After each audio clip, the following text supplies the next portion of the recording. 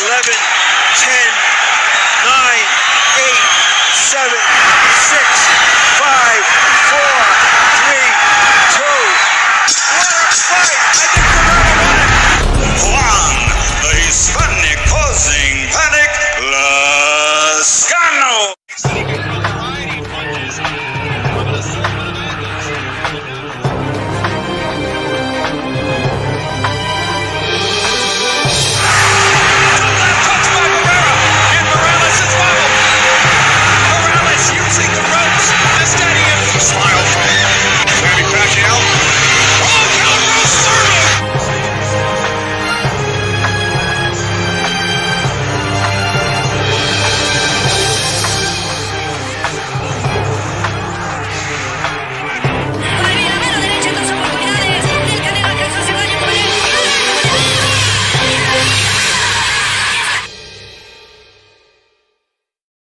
And thanks to those joining me live and those who will be joining me here on the archive.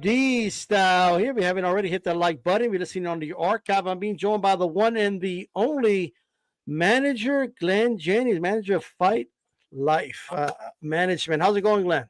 Good, Eric. How are you, mate? Pretty good, pretty good. It's Thursday here. It's Friday over there. We're broadcasting live on 2 different days.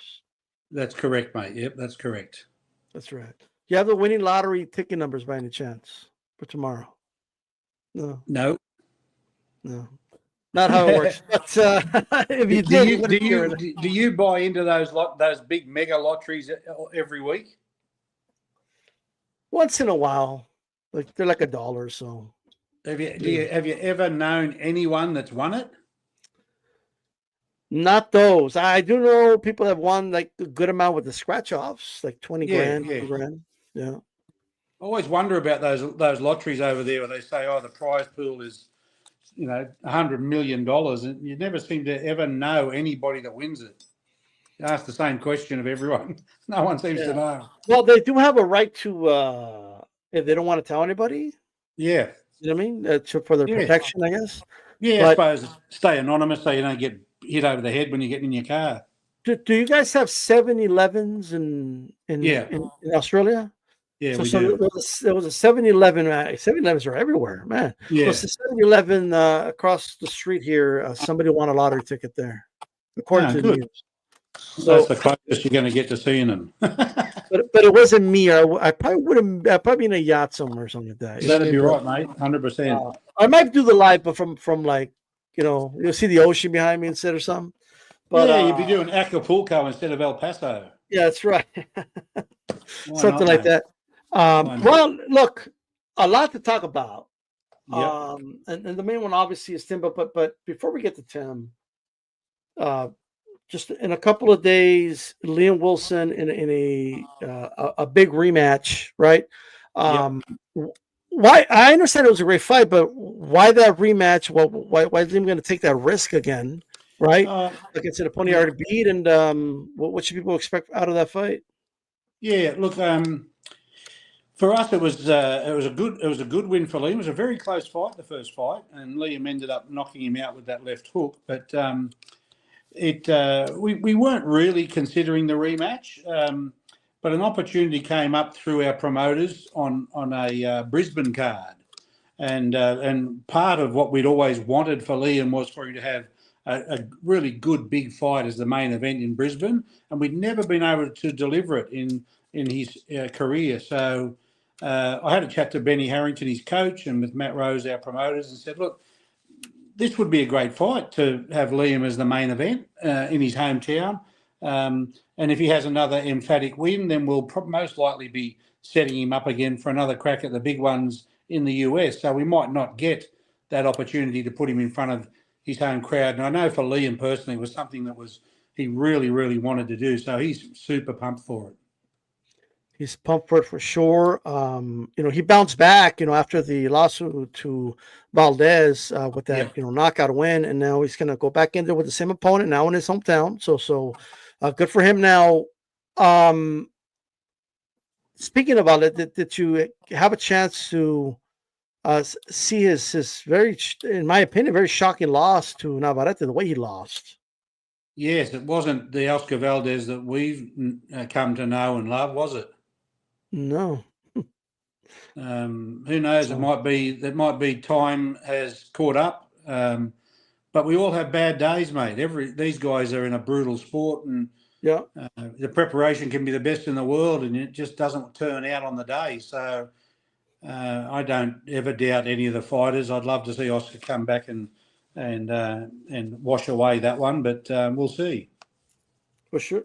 What's any update you could give us on Nikita Tszyu? Yeah, Nikita's back in training, mate. Had the hand surgery. It was pretty complex surgery, some broken bone and a couple of damaged tendons in his left hand, but that's come through all right. He's back training, and I imagine if all going well, we'll see Nikita back in the ring in the next few months for sure. Okay. So Nikita in a couple of months. Okay, that sounds great. And the hand surgery, what type of did you say it was? It was like a tendon? Yeah. He had to have a bone graft on the outside knuckle of his left hand. There was a bit of floating bone around there that had come clean off, and the two tendons on his left hand as well had some damage. So we got it all done in one go, and it's been successful, mate. He's done the rehab, and he's just sort of getting towards the end of the rehab, but he's back in the gym training. Not at full contact yet, but that'll come, and it all looks good for him from here. I'm curious about Amber Amelia. I know she had taken a break, needed to rest her body last time we spoke to you. What's the update with her as of right now? Yeah, Amber's coming along nicely.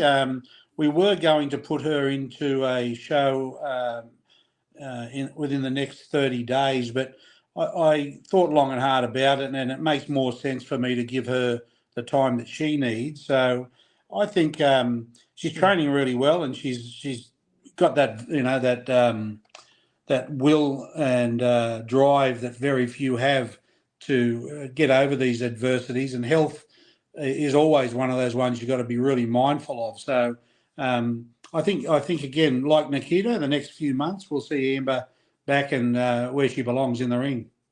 For sure. What update can you give us on your other fighters as of right now? Besides Tim, we're going to get to Tim. Yeah, we'll get to Tim. Well, the good news is that the Bull, our heavyweight KO King, is coming back in on the Tim Tszyu undercard.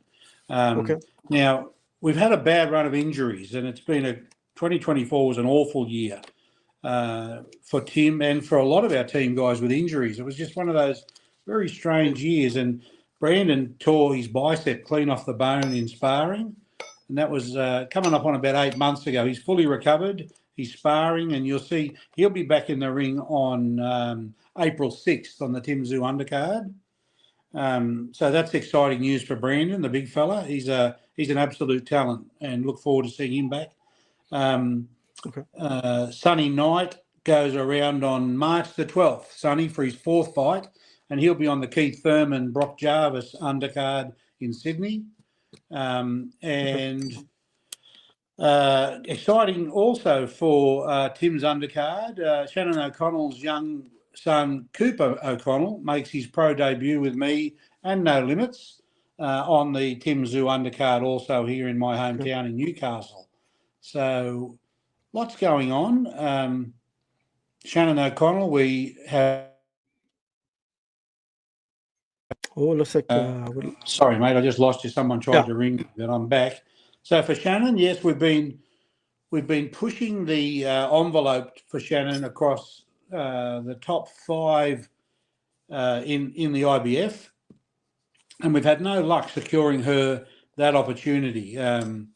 So we've looked locally again. We actually offered a rematch to Jazzy Parr, which she called for quite loudly and proudly, and unfortunately we didn't get that either. So right now Shannon's in a bit of no girls land, and it's causing a little bit of distress trying to find her an opponent right now. But I'm always the confident enthusiast. I'm sure we'll get someone for Shannon shortly, and I'll keep working on her behalf to get her back in the ring. For sure. I want to talk about, and I'll get back to it in a moment, but like 2024 in general, right? Yeah.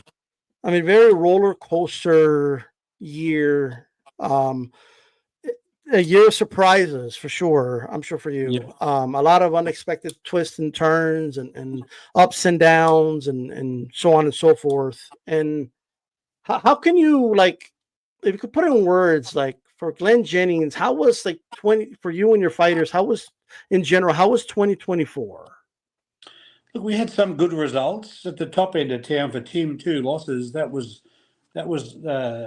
not expected, and Mhm. it's distressing, and it's hard for fighters to go through that. And I think the reality is that when you're a Tim Tszyu and you proudly campaign that you'll fight anywhere, anytime, you can't really bitch and moan when you take a loss at that elite level. When you're fighting world champions, you're fighting the top 1%, anything can happen. And we've seen 2 completely different examples of that with Tim, where the Fundora fight with the absolute extreme rupturing of the carotid artery in his forehead, to lose that on a split decision by 1 point and fighting through the adversity of it was a bloody war, as you know.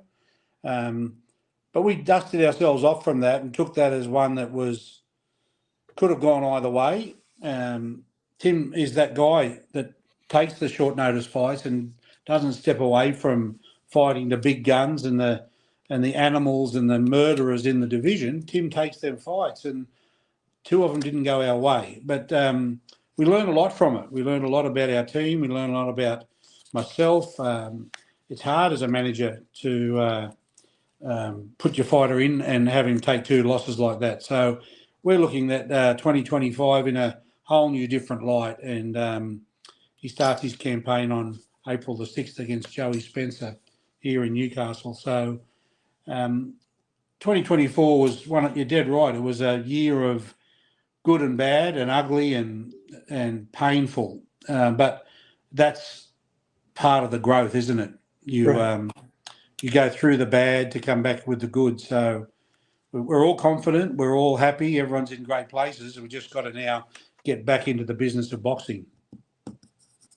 Yeah, for sure. Plus, and not to mention the cancellation last minute of a Keith Thurman fight that was the plan, and that kind of Yep. goes into the way. And then There's more. there's Yeah, you know what, Eric? It feels like there's more and more of that happening through various reasons, through injury. mm, My other young gun, Billy Polkinghorn, was getting ready to fight on the Keith Thurman undercard too, and I just couldn't believe it. I got a late call after sparring, and he too, like Bull, had tore his bicep off the bone. I mean, it's a very, very unusual injury. And to have it happen to 2 of our guys in the space of a year, it's man, like, wow, is there anything else that can line us up and go wrong? But as Billy said, hey, you know, I'm getting ready to fight the best, and these things happen, and we'll use it as a positive rather than a negative. And sometimes it's great to say that, but gee, from my perspective, I sit here some nights thinking maybe I should just take up chess or drafts or lawn bowls or right. something. This boxing's brutal. Yeah, it's great. A lot of things happen, right? So like, and then you think about what was it, like mid October, I believe, when Yeah. in the O'Connell fight where a timekeeper messes up the time not once but twice, and then there's this ugly gash on the side. Yeah. Like it's just all these unlikely things just happening. You know what I It mean? does. It does. Yeah. And it seems like 2024 was a year where I reckon if there was 10 categories of things that could go wrong, we probably ticked every box. It was quite bizarre. That one was very hard to take. Miyamoto is a very good fighter. She went on to fight for the world title just recently and lost. Mhm. But the circumstances of Shannon's fight and the 3-minute rounds and the head clash and the gashes and all of which happened just so happened to happen in the last 60 seconds of a 3-minute round that should have been a 2-minute round, which means that technically should never have happened. So you sit Right. and ponder about that, mate. You think, oh my God, what else Yeah. is there? the cut was ugly, It was and terrible. if anybody wants to go watch it, like she looks glassy eyed also when she gets headbutted. She Right, did. It was right. very nasty. She's It like was almost like she had to be led, like almost like the ref had to guide her over to the doctor. And I just think that there was a, yeah. but It but was a again, bit, it describes your year though as a manager with all these things going oh my wrong, God. It was such a right? deep gash, mate. It took a long time to heal, and she's back, and she's man. There's no other.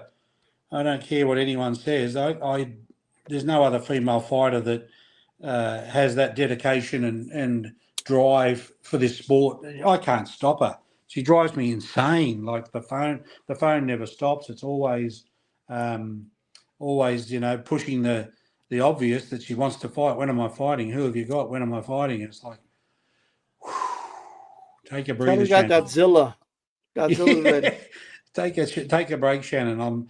I'm doing everything I can, and there's because of her toughness and because of her history, there's a lot of girls just don't want to know her, don't want to get in the ring with her, and there seems to be more and more of it. The top names in the rankings don't want to take these fights, and I'm like, wow, if it's a legitimate reason and there's a better option for you, of course, but it's hard to understand when they're not fighting at all, and we give them a good offer and they just reject it. So that's hard to So, take.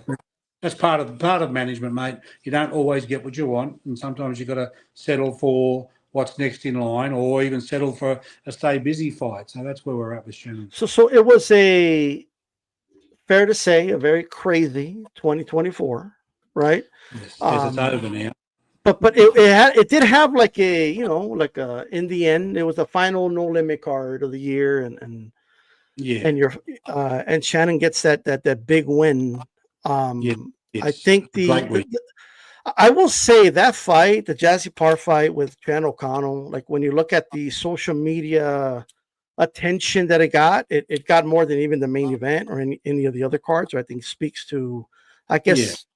like people are accepting women's boxing a lot more than they did, let's say, 10 years ago, which is a good thing. They are. And we've had some great women's fights too. I mean, look right up to the top level with Katie Taylor and Oh yeah. Amanda Serrano, and so there's a definite new bunch of followers engaging with the women's boxing.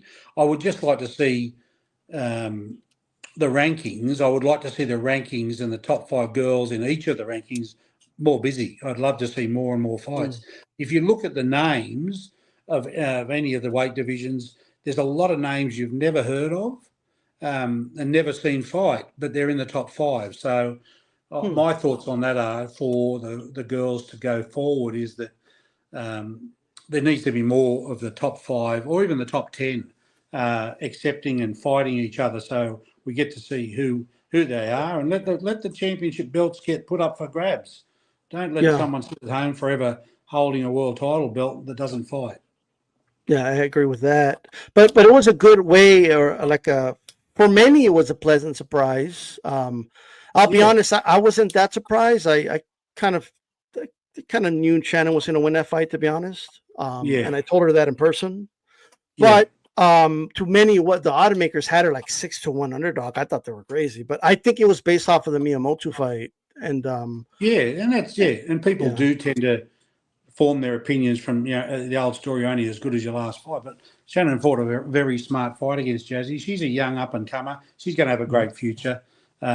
She's a very good young fighter, and the experience of fighting Shannon will help mould her into a much better fighter. I think she's got a great future. But it was a great win for Shannon. Very, very smart fight, and won it.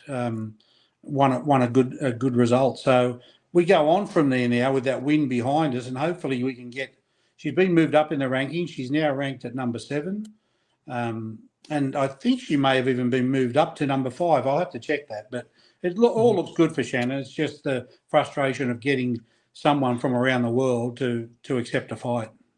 Yeah, so there's just a lot of politics going on, pretty much. Yeah, there is, mate. And look, I get that. I understand that very well, and I'm never too critical of it, but it doesn't change the frustration when you go offer, rejection, offer, rejection, offer, rejection, and you don't see those girls taking up any other fights. It's like, wow, what are we doing here?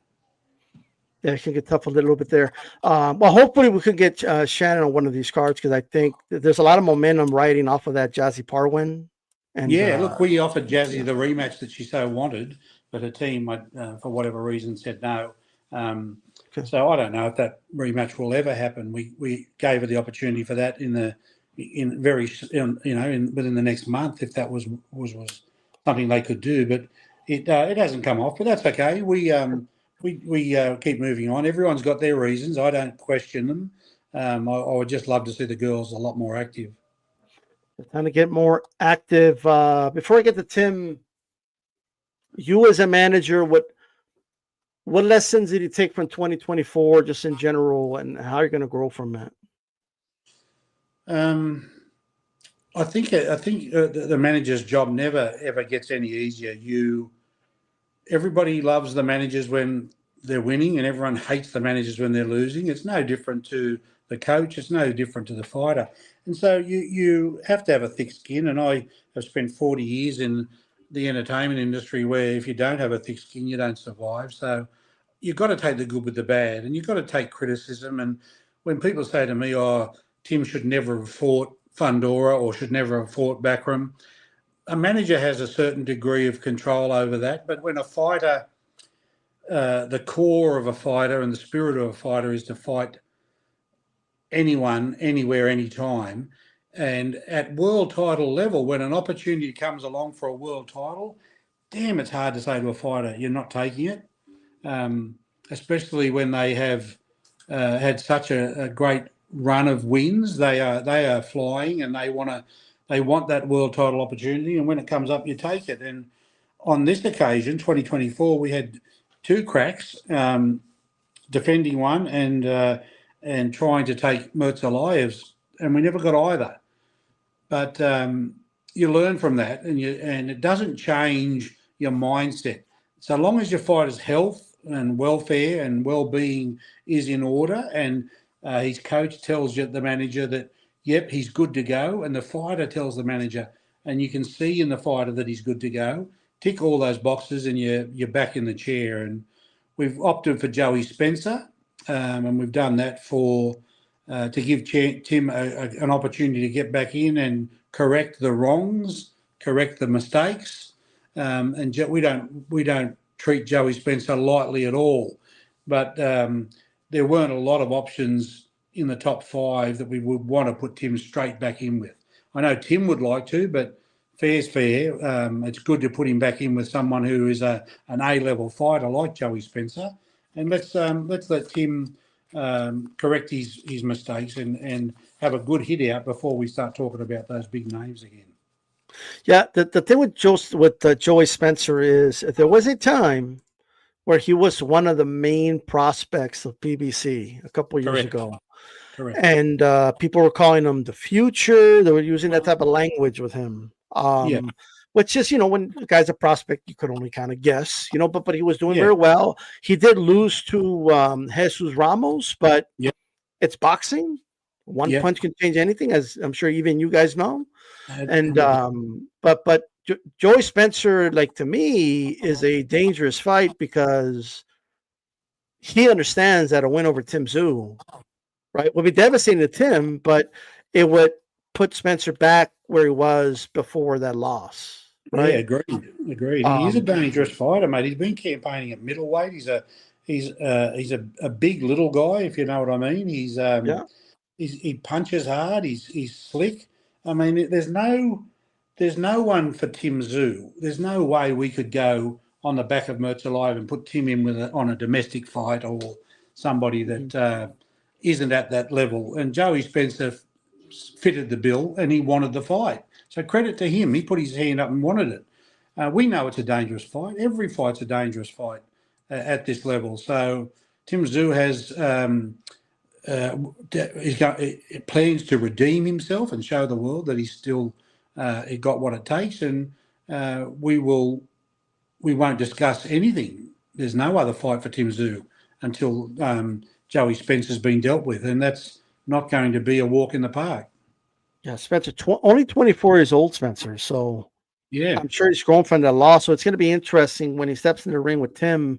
Yeah. Is it frustrating for Tim though? Like even though he's back in Australia, Yeah. Newcastle, and for this fight, because I know for a while he was talking about he wants to keep fighting in the States. Yeah. But Yeah. now, And like, that's is it frustrating for him to be back in Australia? that's a fair point.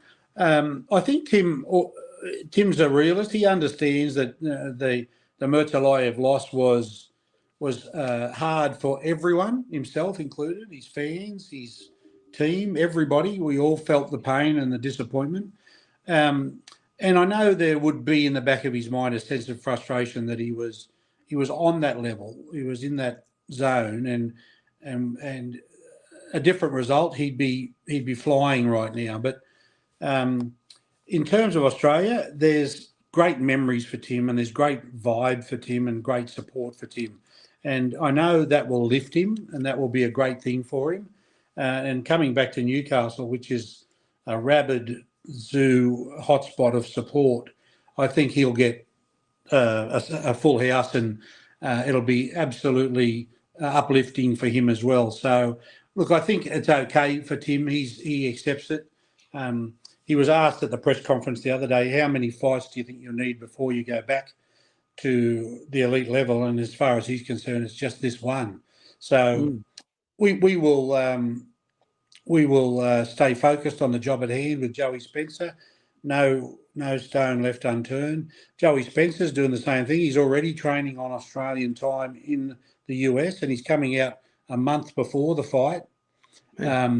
So he's treating this one, like you said, as his world title, and an opportunity for him to go back into the eye of the public, and so are we. We're treating this as a redemption and an opportunity for Tim to reinvigorate everybody and let them know that he's still a real player. Okay.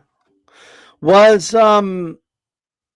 because I know you guys had ruled out at this point, Zerafa like moved on, but after that second loss, there was a lot of chatter about, well, now the Zerafa fight makes sense. But was that ever on the table?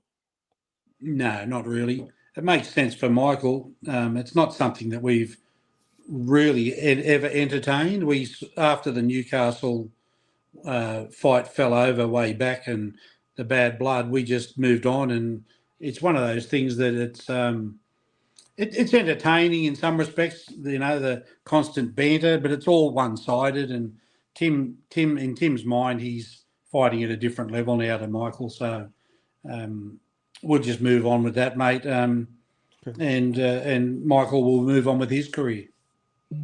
Okay, so that one's out the window for sure. Yeah, pretty much. Yeah. All right. Is Zerafa somebody that could possibly be an opponent for Nikita? Yes, he is.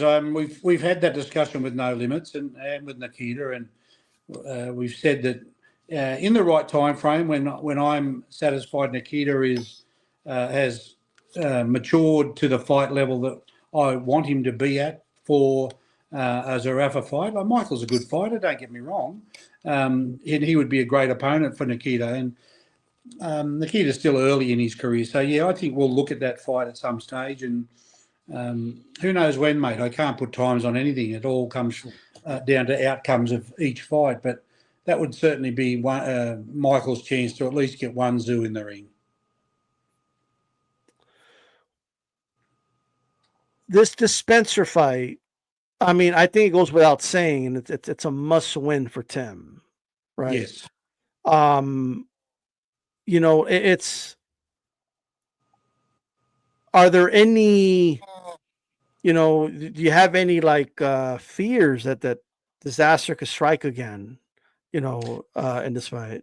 That's a fair question. I mean, personally, as Tim's manager, I have a confidence in Tim that's very hard to break, even after Murtalayev. But I think from everyone else's perspective, even Tim's perspective, it's good to have a fear. It's good to have to go through that and to be preparing, knowing that it's do or die, and to be preparing knowing that this guy is coming, bringing all guns. there was some criticism towards Tim and towards the team about a lack of, I won't say respect, but a lack of urgency about the last week of the Mertzelayev fight. It seemed like Tim was taking it too easy and we were looking at other fights. And sadly, that came on the back of a week of media commitments that was just insane. It was very difficult on the ground because Tim had to carry that fight entirely on his own shoulders in terms of the media. And when you're doing that many interviews and it tends to spill over into other things, and that is a fair comment. There were discussions and questions asked of Tim about Canelo and all these things, and that can give people a sense of they're looking past Mertzelayev. That's not true. We did not look past Mertzelayev. We were just had to engage in a whole lot more of media that led us down roads that we probably wouldn't normally go down. But that's a consequence of fighting a guy who doesn't speak English and doesn't want to really contribute to the fight, selling the fight at all. And that's a difficult one. But Spencer is a great talker. He'll sell the fight very well. But we're very, very focused that we won't discuss anything post Spencer because for us there is nothing post Spencer. We will deal with that deliberately after Tim gets his hand raised on April 6th. You just answered my next question. My follow-up was going to be like, do you already have plans? Is there already like kind of like steps that you're going to take in after the Spencer fight? But I guess there are, mate. But they're plans that sit just with me and a couple of quiet talks with the promoter. There is absolutely guaranteed no discussion with Tim about anything apart from Joey Spencer. It's something that I think needed to be just squared up to the point where Tim has one focus and one focus only, and so I'm making sure we keep on that focus. Okay. Well, all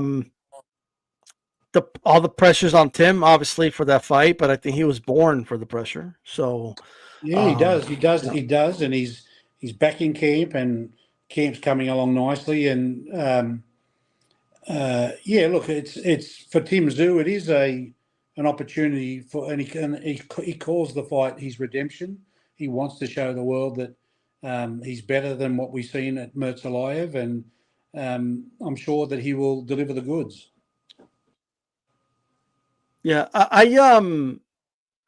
he put the social media post a couple days after, and the positive I take from it is he took accountability and he didn't make any excuses. And basically, he's going back to the lab. He's just going to keep working. So that's a positive. And then, is there any serious training with Kostya going on, or was that just like social media? Yeah, no, that was primarily the social media. Igor is Tim's coach. Kostya spent a little bit of time with Tim in Thailand and then came over to Florida, but it was very much more of a father pop-in visit than anything else. Again, as a manager, I got asked this question: do you think that had a significant impact on Tim? And personally, I think it's better not to bring those third-party distractions in. I've always said that about fighting, and the guys, when they get to the fight week, is the business end of 12 weeks of hard work. And it's the most critical week, and I don't understand or believe that third parties can or should come in and offer any distractions. So that's just my personal opinion. I love Kostya, and it was nice to see him, but I would prefer to see him at a different time when that pressure isn't there. Okay. So is it fair to say like Kostya will not be at the fight? No, he won't be at this fight. He's very busy in Moscow doing with his own businesses, and so Tim is just. This will be very much a back to the past, just focusing on what we did very well and distractions to an absolute minimum, and let him work on his craft and let Igor work on the mistakes that were made, and we'll see Tim produce that in the ring. Okay.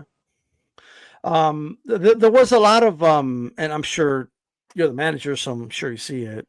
A lot of criticisms of the team in the corner after the last fight, and we already talked about it the last time you were here. But was there ever is Tim like 100% in with Igor?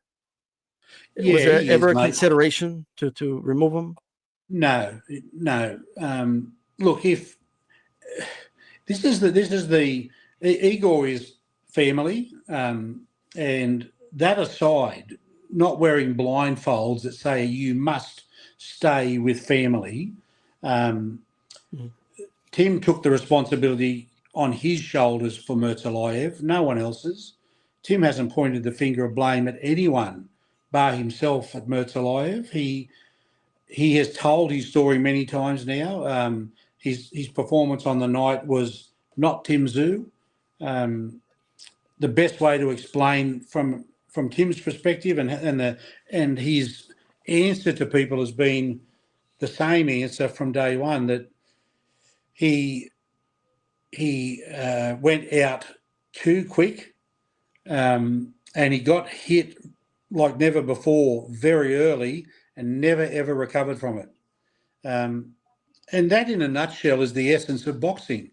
When the opponent takes advantage of a mistake you make and makes you pay the price for that, you have to then congratulate Murtalayev and his team for exposing that and taking advantage of it. And Tim has said that. He said, I rushed it. That's not how I fight. Tim's very much the controller, the stalker, the timing and the distance, and he'll take 5 or 6 rounds as per the Tony Harrison fight. And that's the Tim Tszyu that we know, and we didn't see that in the Murtalayev fight because he got hit very early and the recovery was just not there for him. And so that, along with the fact that making the mistake of allowing Murtalayev to hit him like that so early, puts it into context.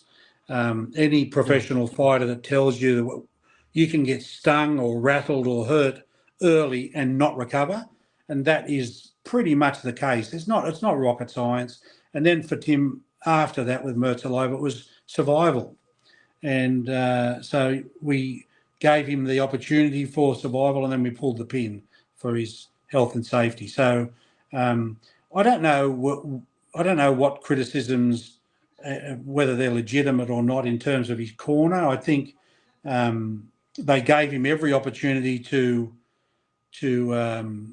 remedy what was going on in there. And sometimes you've got to allow the fighter that opportunity. But when it comes down to clearly becoming a health and welfare issue, and that's what was happening, he's got the heart of a lion. He would have just kept getting up.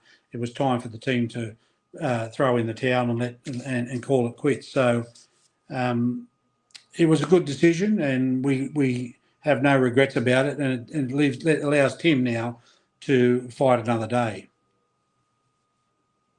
Well, he's going to be fighting Joey Spencer next, so he's definitely going to be fighting another day. Back in Australia, Newcastle, or I've been seeing the promotion calling it Tszyu Castle. Yes.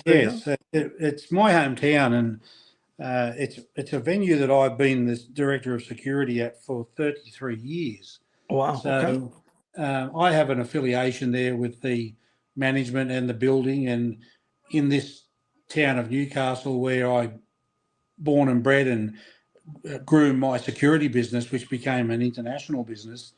It's nice to be able to say to the people of Newcastle, who we had 7 Tszyu fights in that building in Newcastle, and they were all just magnificent fights with just the crowd just got behind it. They've done the same and offer the same support to Tim, and this will be his 3rd fight there, and Nikita's fought there as well. So the Tszyu legacy sort of rolls on a little bit, and I'm always I'm just always happy to bring an event of this size to Newcastle, and I put a lot of pressure on No Limits to do so, because I think that when you have the ability to bring a crowd like the Newcastle, and they're rabid fans, mate, they are absolutely mad. When you bring them together for a zoo fight, that's an advantage for Tim. It lifts Tim. And so I was not going to let that opportunity slip by. And I'm sure we'll fight in Newcastle again. So it's great. And the Zoo Castle came about because towards the end of Costa's career, we had a fight in Newcastle and we rebranded and called it Zoo Castle. And I think it was the Dennis Hogan fight. The building, the management actually got up and replaced Newcastle with the word Zoo Castle on the major neon on the front of the building. So that was pretty special. I hope they do that again for this fight. I'm not sure if they will, but I hope they do. Right. But it's a great atmosphere. It's a great fight night, and it always delivers the goods in terms of atmosphere and environment. Yeah, I'd seen some No Limit poster at some point. So basically, the zoos are undefeated in Zoo Castle. Correct.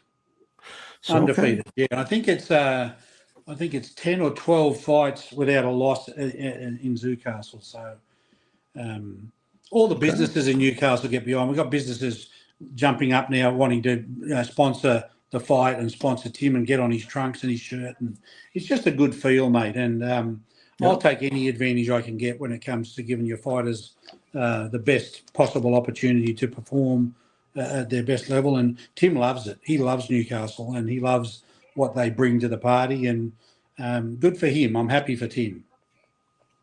Now, you mentioned him earlier, and you said he'll be on the undercard. That's Cooper O'Connell.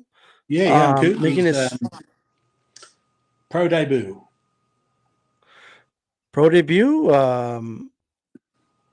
Under 19 world champion at the Worlds. I'm not sure you saw the news. The World Boxing is not going to be recognized by the IOC, which is likely going to save Olympic boxing, which is great. I see that. That's wonderful news. Yeah, that's perfect news. And he won a gold medal in their first tournament, so that's kind of, yes, he did. He did. Yeah. He went over there and took on the best, and I mean, it's a big deal, mate. It's a big deal worldwide. I don't think Australia realises just how big a deal it is to win the under-19 or any of the age category World Youth Championship. It means that you've literally gone over and taken on the best of the best, and you've won it. So Coop signed with me to manage him. He's only 18 years old, so I'm not delusional. I'm going to be very cautious and bring him into the pros, because in the pros he could be up against a 30-year-old bloke with a ton of experience. So it's no race for this young man. I'm looking forward to guiding him through in a sensible and correct way to get him to where he needs to be. He's an absolute talent, and he's got the heart of his mum. So he's ticking the boxes. So let's see how he goes on his debut. He's fighting a young fellow named Ben Amos. I think he's had 4 fights. So Cooper is super excited. I talk to him every day, and I'm giving him advice on media and coaching him on working in front of a camera and all the things you do to bring these young guys in, because it's a whole new world for them in the pros. Yeah, 100%. Well, that's going to be interesting. I mean, what a way to have your pro debut on an undercard of Tim Tszyu. I mean, it doesn't get better than that. He was so excited, mate. He loves Tim Tszyu. He's followed Kostya's career as a baby. He's followed Tim's career, and he loves the Tszyu boys. So it's super a special night for him, and we'll make it very special. And his mum will be there with him, and it's just terrific that he has this opportunity to be on such a big card. You never know. Maybe one day you have the first ever card with a mom and son on the same card. Hey, I've talked about it. I don't think that's ever happened. I've talked about it. I'd love to do that.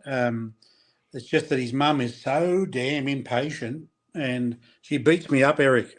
She beats me up constantly, every day.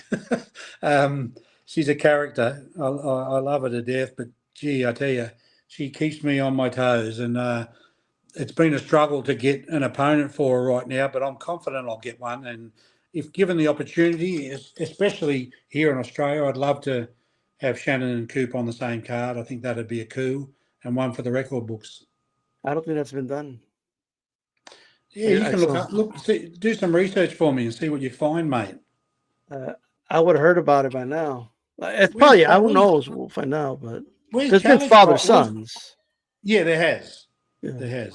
Listen, where's Calix hiding? Is he still back there? And he's not. He's not. We did a podcast earlier. He said he had to go to bed early. So it's what it is. That's what happened to Calix. Tell him that's very hurtful on my behalf that he had to go to bed and didn't want to talk to me. Like I mentioned, I said, "Hey, Glen Jennings," and he started yawning. He's like, "Oh, I'm tired. I gotta go to bed." Okay, well, even better when you talk to him, just say, "Mate, we don't need you." Eric's the man. D-Style is the man. Calix, you might have to go and find someone else. That's right. But he did have to leave early. But next time for sure. Look, this has been a great show. I'm going to look that up, by the way. There's been a son and mom on the same card. We're going to look that up. Yeah, see what you can find. Yeah, for sure. So it's been great talking to you. I think this is the largest gap we've had with you coming back. It was just a crazy 2024 year, right? Oh, look, mate, I gave the whole team the 6 weeks off. As you know, Tim, I cut off all communications for him and just let him have 6 weeks because he was getting married and he wanted to just, fall back into the family life, which is great. I think he needed a break from all of it, and I think it's worked out really well. So the wedding is done. He's settled in. He's traveling great with his camp. Fighting is going. The sparring is going great. So I think we all needed a break from it. I still had the other boys to contend with and moving them around for fights. But it's nice. I had most of January with the grandkids in the pool, which is our main summer month. So it was awesome. Loved every minute of it. But back to business, mate. And hopefully we'll get back to the US this year. And I look forward to catching up and sitting down having a coffee with you. For sure.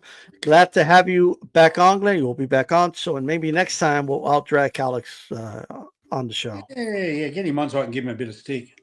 That's right. All right. Have a good one, Glenn. Good talking to you, mate. And thanks for the opportunity to have a chat. Always a pleasure. 100%. There you go, guys. Thank you, mate. For sure. The one and the only Glen Jennings, everybody. It's been a long day. Enjoy. If you just came in on the live, go back, listen to the archive. A lot to talk about. Earlier we had the show with Calix. I'll be back on tomorrow probably, hopefully with another guest, but I'm waiting on the confirmation. So appreciate everybody for tuning in. It's been a long day. I worked. I did a whole podcast show with Calix. We had Glen Jennings on. It's time for D-Style. Believe it or not, I know you guys think I'm a machine, right? But I'm not a machine. I'm a man. All right, so I got to go rest. I got to go chill for a little bit, okay? Look, a lot of times when I do the interviews, I don't have time for the comments, guys, but I do look at them. I appreciate it. So let me go ahead and shout you guys out. Haplotype, what's up? Anthony Sanchez, a DB boxing fan. HLD, how's it going, brother? Yes, overtime. James Daly, thank you for supporting, being on, and putting comments in the chat. Lance Mayer, how's it going?